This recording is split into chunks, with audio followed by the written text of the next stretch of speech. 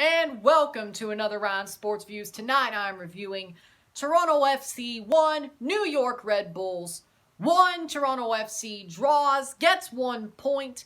The good news is we're still top of the league by 1 point no matter what happens with the Philadelphia game tonight. We could still clinch a top 6 place with a win on Sunday because I did the math. I'm not good at it, but I did the math. I'm not good at it, but I did the math. So that is what it is. So we can clinch a top 6 spot, which means we wouldn't have to play one of the 2 wild card games in the East. All we would have to win the MLS Cup is 4 matches. Now, will we be in the top 4 or Supporter Shield winners? Probably. Well, at least top 4. But we won't have to worry about top 6 if we win on Sunday against Atlanta. And we got a point out of this match. The bad news is we blew it.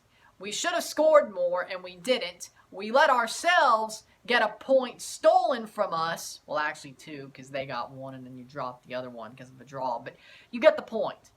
The bad news is we weren't good enough tonight. Now, you can't win them all, and with how quick these games are coming, I get it. But here's how it went. In the 23rd minute, Io Akinola kicks the ball at goal, goes into Drew Yearwood's hand like this. He had it raised like he was in a classroom. Penalty, Toronto. Alejandro Pozuelo takes it. You know he doesn't miss. Right corner. Low right corner. Past Miara to make it 1-0 Toronto.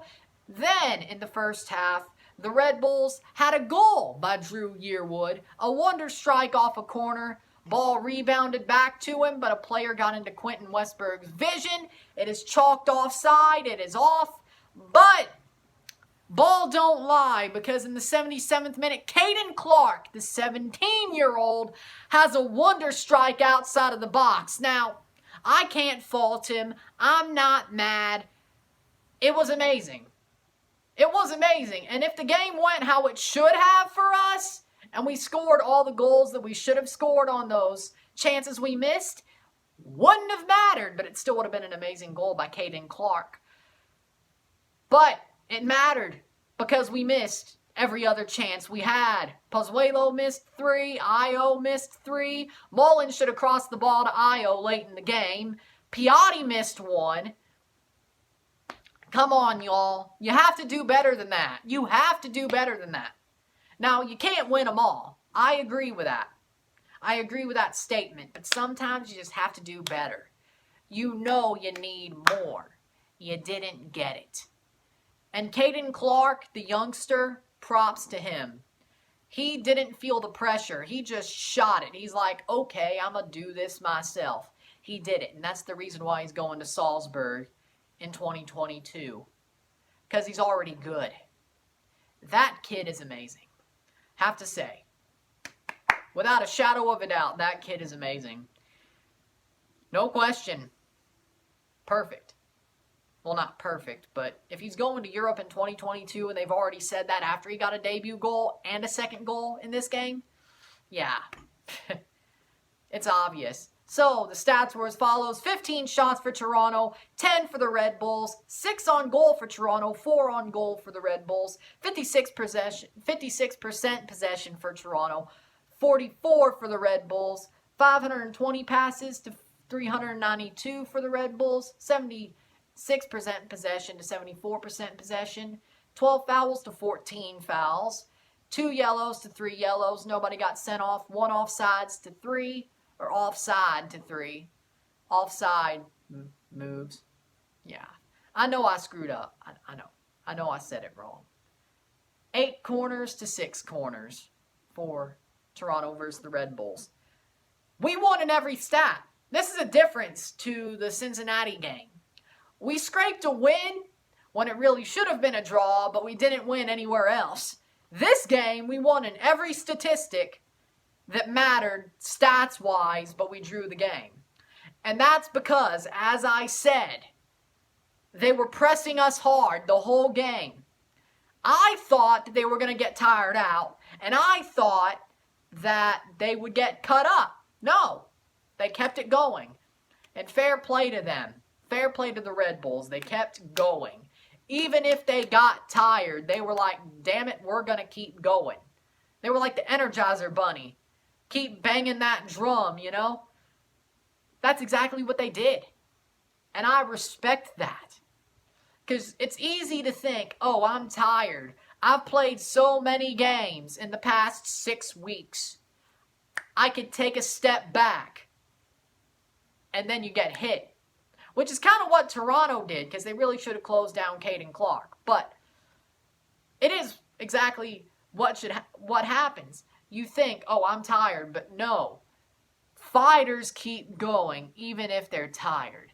Players keep going even if they're tired. Even if they know they're tired, they'd be like, I have more to give. I have more adrenaline. I have more to give. I will keep going. That's what you want to see. And that's what the Red Bulls did. They kept pressing. They kept breaking up passes. They kept breaking up the play for Toronto. They kept intercepting the ball. They were on us like white on rice, kind of like Cincy, kind of like NYCFC, the last 2 times we played them. This time it bit us. That's the problem with this team. Now, the good thing with Toronto is they tried to be more direct. What happened? They either kicked it at the keeper, they kicked it a little bit off, out, or over the bar. And they didn't take the crosses that were given to them, like the Mullins to Io cross that should have happened. Instead of letting it go out, Io was onside. Mullins could have just tapped it like 3 feet. Io would have had that, and we would have had 3 points. That's what makes me mad. Because it's minute margins. Finite margins. There we go.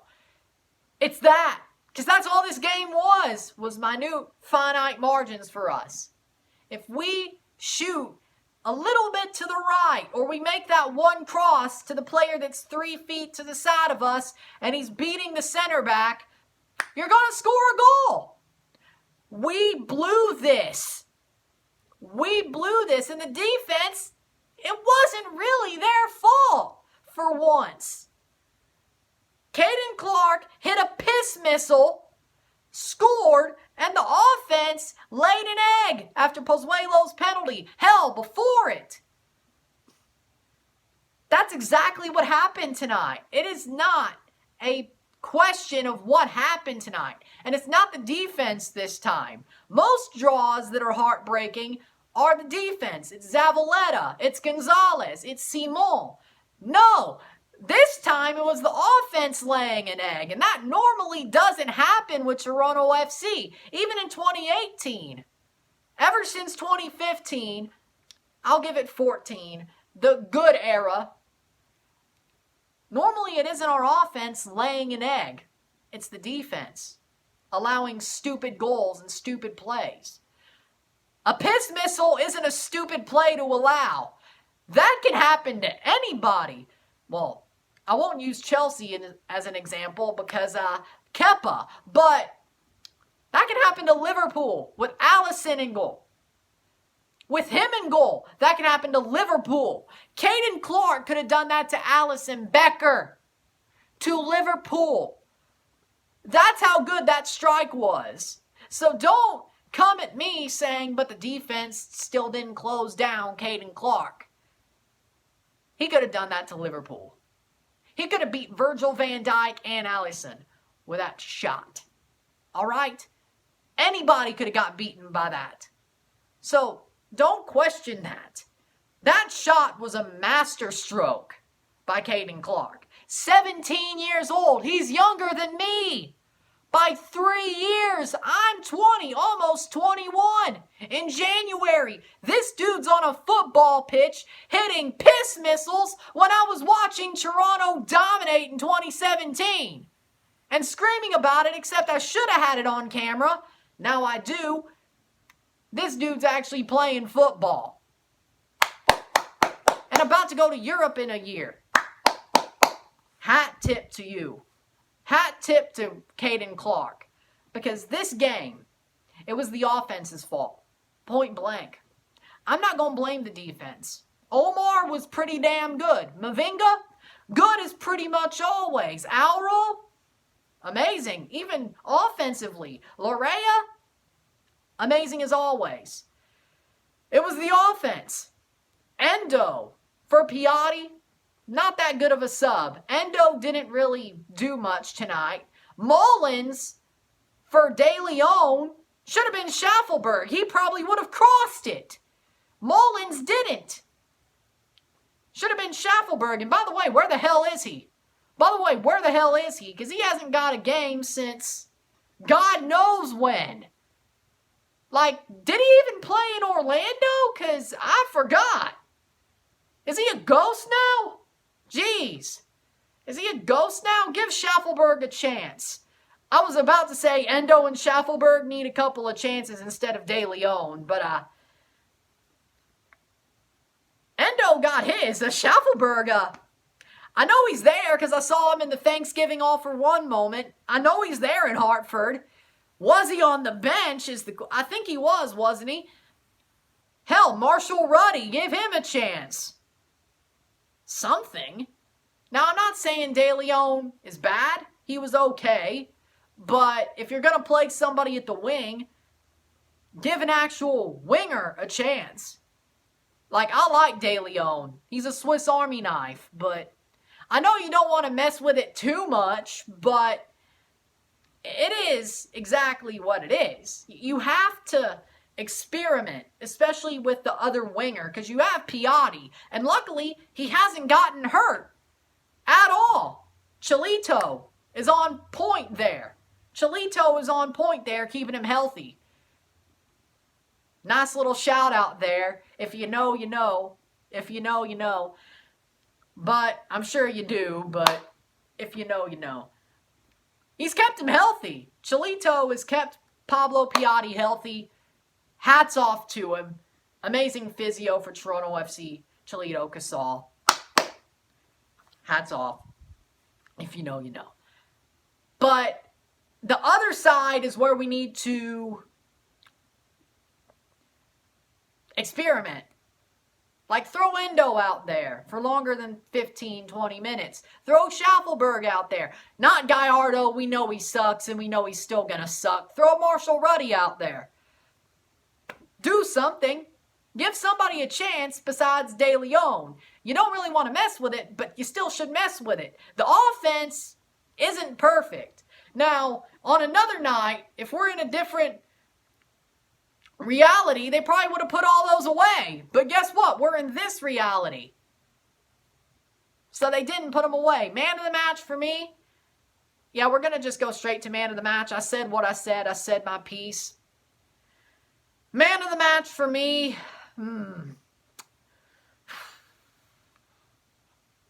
I really don't know. It's got to be a defender. I mean, yeah, Pozuelo scored the goal, but he still missed 4 chances. Or a lot of chances. You can't give it to him. He basically made us draw. Io, same as well. I'll give it to Chris Mavinga. Could have been worse if Chris Mavinga wasn't on his game tonight. So Chris Mavinga is the man of the match. Amazing tonight, like always. No mistakes either. Good. So, with that said, if you like this video, like it, share, subscribe. You know what it is. Tell all your friends. Saturday, I will review St. Louis FC versus Louisville City FC in the USL Eastern Conference quarterfinal playoff. Because why not? I'm only 15 minutes away from St. Louis. I know they're playing in Louisville, but I live in the St. Louis metro area. So why not talk about STLFC and their Major League-like playoff run? Because they either lose and cease to exist, or they have at least one more game. You know, that sounds bad, but it's true. St. Louis FC will cease operations after this season, so it's either go out as winners or go out as losers. And that's a great storyline, isn't it? If you like this video, I'm Ryan and I'm out. Peace.